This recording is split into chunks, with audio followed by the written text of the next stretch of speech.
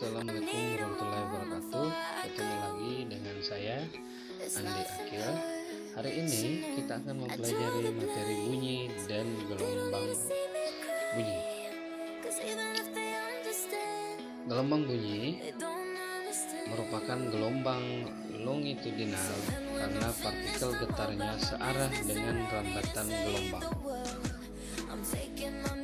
Gelombang bunyi dapat menjalar di dalam benda padat, benda cair, dan gas.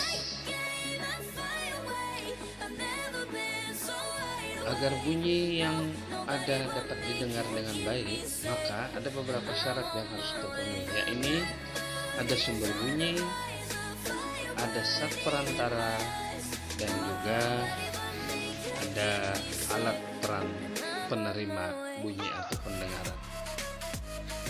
Perhatikanlah gambar komponen telinga manusia. Ini ada beberapa bagian-bagiannya. Bagaimana bunyi itu bisa terdengar oleh telinga? Perhatikanlah caranya dengan seksama. Lo siento mucho, pero me voy, porque a tu lado me di cuenta que nada soy. Gelombang bunyi yang dikumpulkan oleh kuping telinga masuk ke dalam telinga luar, menggetarkan gendang telinga melewati kanal telinga. Di dalam telinga tengah, gelombang-gelombang itu akan menjadi bunyi. Macam-macam bunyi, ada bunyi audiosonik, ada bunyi infrasonik, dan juga ada bunyi ultrasonik.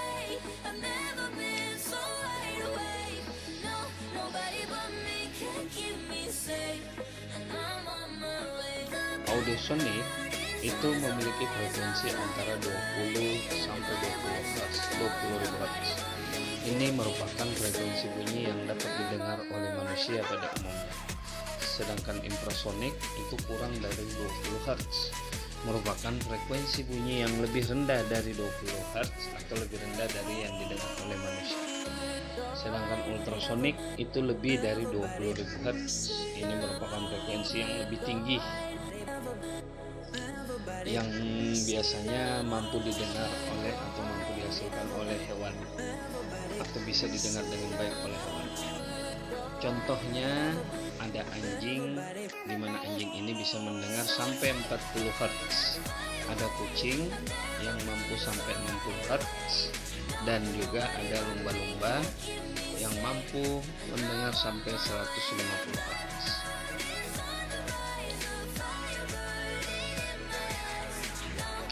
Beberapa kemampuan hewan dalam menangkap gelombang frekuensi bunyi itu berbeda-beda. Ini ada beberapa contoh hewan. Yang pertama kelelawar, itu bisa 100.000. Ada anjing, itu bisa sampai 40.000. Ada kucing antara 100 sampai 60.000. Berikutnya kita mempelajari macam-macam bunyi. Ada yang namanya nada. Nada ini frekuensinya teratur. Contohnya bunyi alat musik. Kemudian ada desiran, ini frekuensinya kurang teratur tetapi masih enak didengar. Contohnya angin. Kemudian ada letupan, frekuensinya tidak teratur dan tidak enak didengar. Tinggi rendah nada atau kuat lemahnya nada itu dipengaruhi oleh beberapa hal.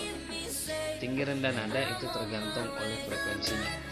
Bila frekuensinya besar, maka nadanya disebut nada tinggi, sedangkan bila frekuensinya kecil disebut nada rendah. Kuat lemahnya itu bergantung pada amplitudo getar. Semakin besar amplitudenya, maka nadanya pun semakin kuat.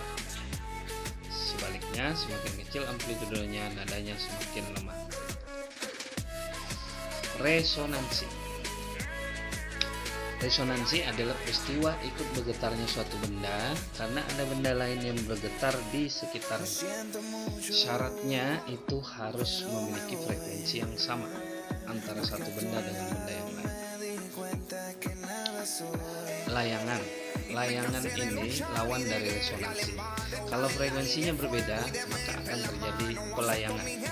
Selisih antara frekuensi itulah yang disebut pelayangan atau layangan, karena ada perbedaan frekuensi.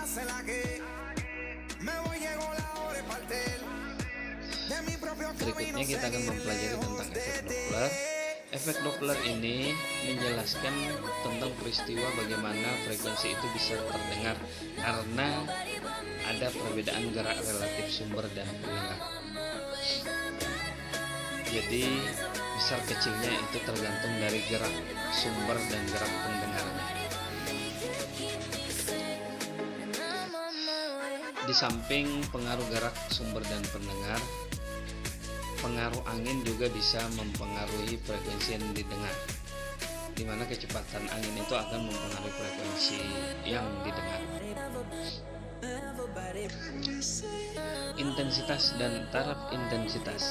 Intensitas bunyi adalah energi per satuan luas, atau bisa dirumuskan dengan daya per luas. Intensitas bunyi itu tergantung dari seberapa besar watt atau daya yang dihasilkan. Kemudian taraf intensitas itu berapa besar intensitas yang bisa dihasilkan oleh beberapa sumber bunyi, maka bisa kita katakan sebagai taraf intensitas. Berikut ada tabel tentang taraf intensitas.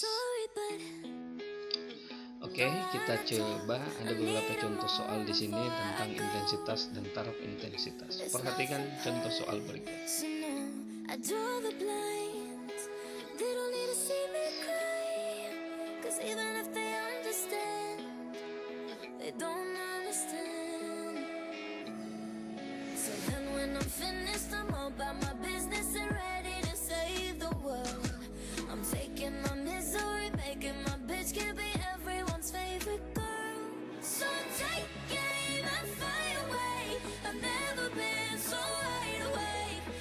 Ya, demikianlah penjelasan yang bisa kami sampaikan. Mudah-mudahan bisa bermanfaat untuk kita semua dalam rangka meningkatkan kompetensi kita dalam pembelajaran fisika. Sekian dari saya. Terima kasih. Assalamualaikum warahmatullahi wabarakatuh.